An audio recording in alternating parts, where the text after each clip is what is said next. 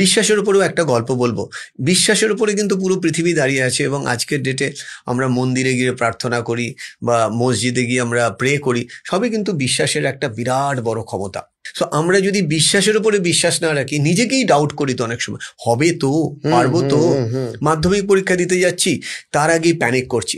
IIT পরীক্ষা দিতে যাচ্ছি, তার আগে আমি আইআইটি পাবো না, 2 বছর বাকি। একটি ছেলে এসছে, বলছে আমি তো আইআইটি পাবো না, যেখানে পাবো সেখানে পড়বো। আরেকটি ছেলে এসে বলছে আমি আইআইটিতেই পড়বো, আপনি সেইভাবে প্ল্যান বানিয়ে দিন, পাওয়াটা আমার হাতে নেই, দেওয়াটা আমার হাতে আছে। ওই একটা কথাতে ছেলেটা কিন্তু ক্র্যাক করেছে। তার কারণ ও একটা জিনিস বুঝে গেছে, যেটা তার কন্ট্রোলে নেই সেটাতে ফোকাস করে লাভ নেই, তাই না? আমার কন্ট্রোলে কি আছে? আমার কর্ম, আর কর্মের সাথে ডিস্ট্রাকশনটাকে কাটানো। আজকের দিনে ডিস্ট্রাকশন খুব হাই, তার জন্য কনসেন্ট্রেশন খুব লো হয়ে গেছে। সেই ডিস্ট্রাকশন হাঁটিয়ে লক্ষ্যের দিকে তাকিয়ে এগোনোর জন্য সবসময় কিন্তু বিলিভ করতে হবে যে law of attraction it works. যেরকম একটু আগে আমরা কথা বলছিলাম দেশলাইয়ের কাঠি নিয়ে, সাধারণ কিন্তু অসাধারণ। কিরকম? লক্ষ লক্ষ গাছ জঙ্গলে থাকে, রাইট? এই একটু এই যে দেশলাইয়ের কাঠির এইটাও কিন্তু সেই কাঠ দিয়েই তৈরি, কিন্তু এইটুকু বারুদ কিন্তু পুরো জঙ্গলকে কি করে দিতে পারে? জ্বালিয়ে দিতে পারে। মানে ব্যাপারটাকে যদি এইভাবে দেখা যায় যে এই যে আগুন, এই আগুনটা কিন্তু জ্বালিয়ে পুড়িয়ে ছারখার করে দিতে পারে।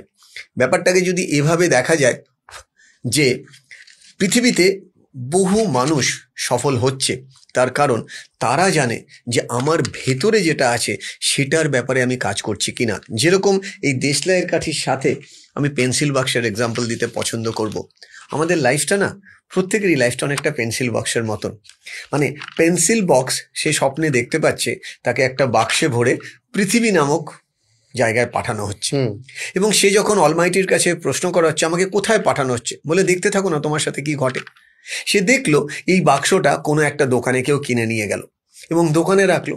দেখলো একটা ছোট্ট বাচ্চা সেখান থেকে একটা পেন্সিল কিনলো, এবং পেন্সিল কিনে নিয়ে সে ঘরে গেল। ঘরে নিয়ে শার্পনার দিয়ে সে মাথাটাকে কাটলো। শার্পনার দিয়ে যখন পেন্সিলটাকে কাটা হচ্ছিল, পেন্সিলটার কিন্তু খুব যন্ত্রণা হচ্ছিল, কিন্তু কাটার পর যে লিড বেরোলো, সেই লিড দিয়ে বাচ্চাটা একটা ছবি আঁকলো, আর সেই ছবিটাই পৃথিবী বিখ্যাত ছবিতে পরিণত হলো। আমরাও কিন্তু এই পেন্সিলের মতন আমাদের এই ভেতরের যে নিড, ভেতরের যে লিড, এইটা কিন্তু সব থেকে ইম্পর্টেন্ট। আমরা বাইরে যেটা রয়েছি, যেটা সবাই দেখছে, সেটা যত না ইম্পর্টেন্ট, আমাদের ভেতরের এই লিডটাকে কতটা আমরা ক্লিন করতে পারছি, কতটা আমরা নিজেকে টিউন করতে পারছি, সেটা কিন্তু আমাদের দরকার।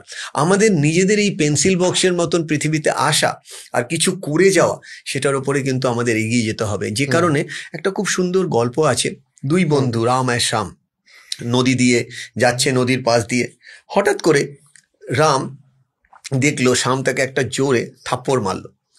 রাম অবাক হয়ে শ্যামের দিকে তাকালো, ভাবলো আমাকে মারলো কেন। ও বালির মধ্যে লিখলো যেহেতু নদীর পাড় দিয়ে যাচ্ছে যে শ্যাম আমাকে মেরেছে। কিছুক্ষণ বাদে দুজনেই নদীতে নেমেছে। রাম জলে ডুবে যাচ্ছে দেখে শ্যাম তাকে বাঁচিয়ে আনলো।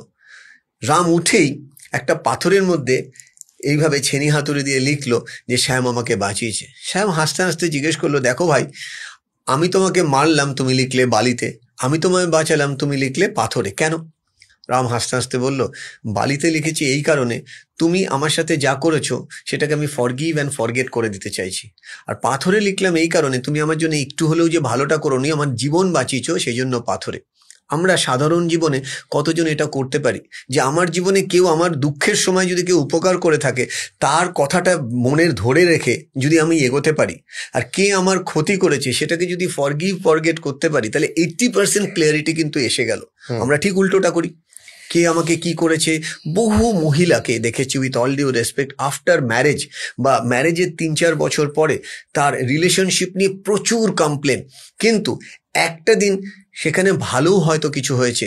মানে কোনটাকে ধরবো আর কোনটাকে ছাড়বো, এই বোধটা কিন্তু আমাদেরকে থাকতে হবে। আমি পার্সোনালি নিজের এক্সপিরিয়েন্স থেকে বলছি, যেটা দরকার নেই সেটাকে আমরা ভেতরে রাখি। যদি আমি তোমাকে বলি, অতীতের কতগুলো ঘটনা তোমার মনে আছে যেখানে তোমাকে ইনসাল্ট করা হয়েছিল, আর অতীতের কতগুলো ঘটনা তোমার মনে আছে যেখানে তুমি রেসপেক্ট পেয়েছিলে অন্যভাবে।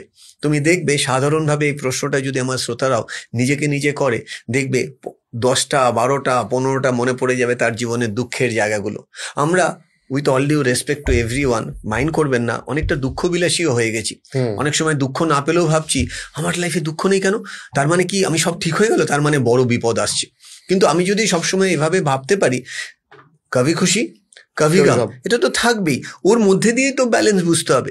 অন্ধকার না থাকলে যেরকম আলোর মূল্য বোঝা যায় না, সেরকম আলো থাকলেও নিজেকে তৈরি রাখা, অন্ধকার আসলেও যেন আমি নিজেকে এমনভাবে তৈরি রাখতে পারি যাতে আমি বেরিয়ে আসতে পারবো। আবার এটার জন্যই তুমি হয়তো মনে থাকবে আগের বার আমরা একটা বইয়ের কথা বলেছিলাম, যে বোঝে সে খোঁজে, যে বইটা পড়ে অনেকেই তোমাকেও জানিয়েছে বা আমাকেও জানায় যে বইটার মধ্যে অনেক কিছু লেখা আছে যেটা থেকে তার মনের অনেক ক্লিয়ারিটি এসছে।